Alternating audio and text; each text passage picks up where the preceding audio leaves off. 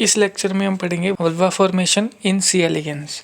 इसमें हमने पहले कवर किया था डेवलपमेंट इन सी एलिगेंस, जिसमें हमने उसकी एम्ब्रियोजेनेसिस के बारे में पढ़ा था। उसमें क्लीवेज के टाइप्स, उसमें ब्लास्टोमियर्स के क्या फेट होते हैं, ब्लास्टोमियर्स की स्पेसिफिकेशंस क्या होती हैं, एक्सिस पैटर्निंग पढ़ी थी सी एलिगेंस में। वो लेक्चर आप आई बटन पे क्लिक करके देख सकते हो।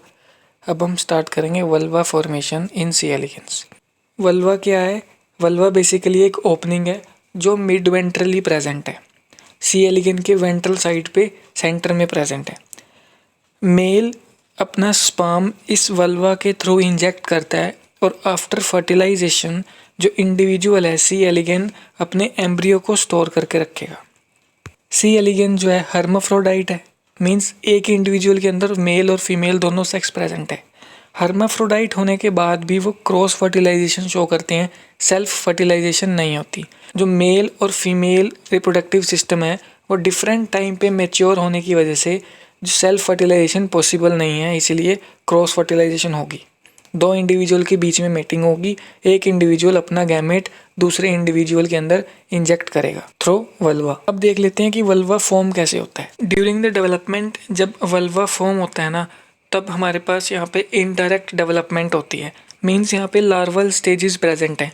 तो ड्यूरिंग सेकंड और थर्ड लार्वल स्टेज यहाँ पे जो गोनैड है ना, वहाँ पे स्पेसिफिक टाइप के सेल्स हैं, स्टेम सेल्स हैं, जो अपना बिहेवियर चेंज करते हैं और कुछ ऐसे फैक्टर्स रिलीज़ करते हैं जो कि रिस्पॉन्सिबल होते हैं वल्वा फॉर्मेशन के लिए। अब यहाँ पे गोनैड्स हैं। अब हम देखेंगे गोनैड्स में ऐसे कौन से सेल्स हैं जो अपना फेट चेंज करके वल्वा की फॉर्मेशन करवाते हैं। अब जैसे यहाँ पे हमारे पास सी एलिगन में गोनैड प्रेजेंट है। गोनैड, इसको जूम करके देखो तो ये वाला स्ट्रक्चर देखेंगे, ये डायग्राम देखेंगे। ड्यूरिंग वल्वा फॉर्मेशन जो गोनैड्स हैं, गोनैड्स में एक स्पेशल टाइप के सेल्स प्रेजेंट होते हैं, स्टेम सेल्स, जो वल्वा फॉर्मेशन में हेल्प करते हैं अपना बिहेवियर चेंज करके। क्या होता है, ड्यूरिंग सेकेंड और थर्ड लार्वल स्टेज ऑफ सी एलिगन ये जो स्टेम सेल्स है ना, ये स्टेम सेल्स डेवलप हो जाएंगे जर्म सेल्स में।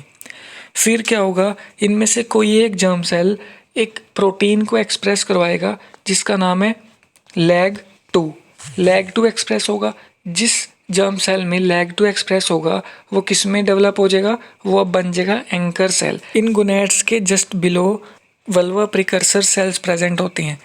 टोटल 11 सेल्स होते हैं, जिसमें से 6 सेल्स का एक ग्रुप होता है जो वल्वा फॉर्म करता है। लेकिन बेसिकली ये जो हमारे पास वल्वा प्रिकर्सर सेल्स हैं, इनका जो नॉर्मल फेट है ना, नॉर्मल फेट जो है वो हाइपोडर्मिस बनाना है। लेकिन जो गोनैड के अंदर जर्म सेल्स है ना, वो इनको स्टिमुलेट करेंगे कि आप हाइपोडर्मिस नहीं, आप क्या बनाओ, आप वल्वा फॉर्म करो।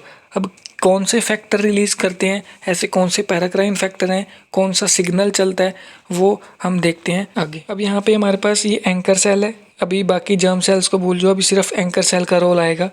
इसके जस्ट बिलो हमारे पास वल्वा प्रिकर्सर सेल्स हैं। 6 सेल्स के बारे में पढ़ेंगे, P3 से लेके P8 तक, ठीक है। उसके बाद ये सेम है। अभी हम देखेंगे इसके बारे में प्राइमरी सेकेंडरी टर्सरी क्या है। अब देखो, जो एंकर सेल है, एंकर सेल में से हमारे पास इस एंकर सेल में से अब एक पैराक्राइन फैक्टर रिलीज होगा जिसका नाम है लिन3। लिन3 एक पैराक्राइन फैक्टर है, एक एपिडर्मल ग्रोथ लाइक फैक्टर है जो क्या करता है, जो उसके नीचे हमारे पास वल्वा प्रिकर्सर सेल्स हैं उनको स्टिमुलेट करेगा।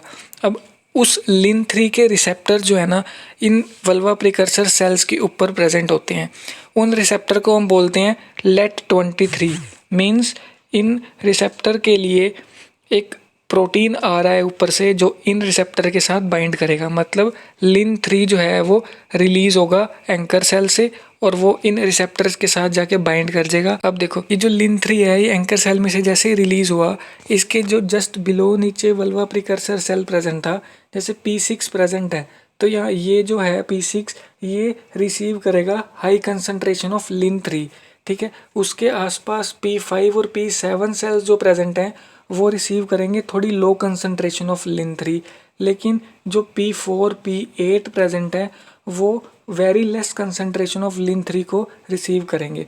अब सबसे ज़्यादा कंसंट्रेशन किसने रिसीव करी, P6 ने। लिन3 की सबसे ज़्यादा कंसंट्रेशन P6 के पास आई, तो इसकी वजह से क्या होगा, तो P6 क्या करेगा, P6 के पास एक मेम्ब्रेन बाउंड प्रोटीन है जिसका नाम है DSL। DSL एक्टिवेट हो जाएगा, मींस जो ज़्यादा कंसंट्रेशन रिसीव करेगा ना लिन-3 की, उसके अंदर DSL एक्टिवेट हो जाएगा। अब ये DSL क्या करेगा, ये DSL P6 को कहेगा कि आप प्राइमरी वल्वा प्रिकर्सर सेल बनो, तो P6 जो है वो प्राइमरी वल्वा प्रिकर्सर सेल्स बन जाएगा। मतलब यहाँ पे जो सबसे ज़्यादा कंसंट्रेशन ऑफ लिन-3 की रिसीव कर रहा है वो प्राइमरी बन गया। उसके बाद उससे कम कंसंट्रेशन रिसीव करी थी P5 और P7 ने, तो यहाँ पे DSL की जगह हमारे पास क्या आएगा, लिन-12। तो ये P5 और P7 जो है वो लिन-12 एक्सप्रेस करेंगे। मेम्ब्रेन बाउंड प्रोटीन होता है लिन-12। तो जो सेल लेस कंसंट्रेशन ऑफ लिन-3 को रिसीव करेगा वो लिन-12 एक्सप्रेस करेगा, और वो किस में चेंज हो जाएगा, सेकेंडरी वल्वा प्रिकर्सर सेल में। इसके अलावा हमारे पास P4 और P8 जो है वो very less concentration of lin three receive करेंगे, मींस ऑलमोस्ट नेग्लिजिबल, तो वो किस में कन्वर्ट हो जाएंगे, टर्शरी वल्वा प्रिकर्सर सेल में। तो हमारे पास जो प्राइमरी और सेकेंडरी वल्वा प्रिकर्सर सेल्स होते हैं वही रिस्पॉन्सिबल होते हैं वल्वा की फॉर्मेशन के लिए। अब यहाँ पे एक और स्पेशल केस आता है कि जो प्राइमरी वल्वा प्रिकर्सर सेल है वो अपने एडजेसेंट सेल को इनहिबिट कर देता है ताकि वो प्राइमरी ना बने। तो यहाँ पे DSL जो है, DSL इनहिबिट करेगा अपने एडजेसेंट सेल्स को कि वो प्राइमरी फॉर्मेशन ना करे। इसको बोलते हैं लेटरल इनहिबिशन। अगर मैं एक केस आता है कि अगर मैं हमारे पास नॉर्मल केस में क्या था, प्राइमरी, इसके साथ वाला था सेकेंडरी और ये भी सेकेंडरी। अगर मैं लेटरल इनहिबिशन को ब्लॉक कर दूं तो क्या होगा, ये इनहिबिट नहीं होगा तो ये भी प्राइमरी बन जाएगा और ये भी प्राइमरी बन जाएगा। तो इतने प्राइमरी वल्वा प्रिकर्सर सेल्स आने के बाद क्या होगा, मल्टीपल वल्वास फॉर्म होंगे, मींस एक से ज़्यादा वल्वा फॉर्म होंगे। अब हमारे पास कुछ केसेस हैं कि अगर मैं एंकर सेल को वहाँ से रिमूव कर दूँ या फिर उसकी प्लेस चेंज कर दूँ तो क्या होगा। अब देखो, हमारे पास एक नॉर्मल डेवलपमेंट हमने पढ़ी कि कैसे एंकर सेल ने एक फैक्टर रिलीज़ किया जिसका नाम था लिन-3, और कैसे उसने स्टिमुलेट किया और प्राइमरी और सेकेंडरी बनाए। अगर मैं एंकर सेल को किल कर दूं तो लिन-3 रिलीज़ नहीं होगा ना, लिन-3 रिलीज़ नहीं होगा तो हमारे पास जो नीचे वल्वा प्रिकर्सर सेल है वो प्राइमरी सेकेंडरी में कन्वर्ट नहीं होंगे। जब प्राइमरी सेकेंडरी में कन्वर्ट नहीं होंगे तो कोई वल्वा नहीं बनेगा। लेकिन अगर मैं क्या करूं, गोनेड सेल्स को निकाल दूं, आसपास की गोनेड सेल्स को निकाल दूं, लेकिन वल्वा प्रिकर्सर को स्टिल वहीं रहने दूं, तो क्या होगा, लिन-3 प्रॉपर निकलेगा और वो वल्वा प्रिकर्सर सेल के फेट को चेंज कर देगा, प्राइमरी सेकेंडरी में कन्वर्ट करेगा और वेल डेवलप्ड वल्वा फॉर्म होगा। तो ये था हमारे पास vulva formation in C elegans. Hope आपको इस वीडियो में से वल्वा फॉर्मेशन के बारे में कुछ समझ आया होगा। Thanks for watching.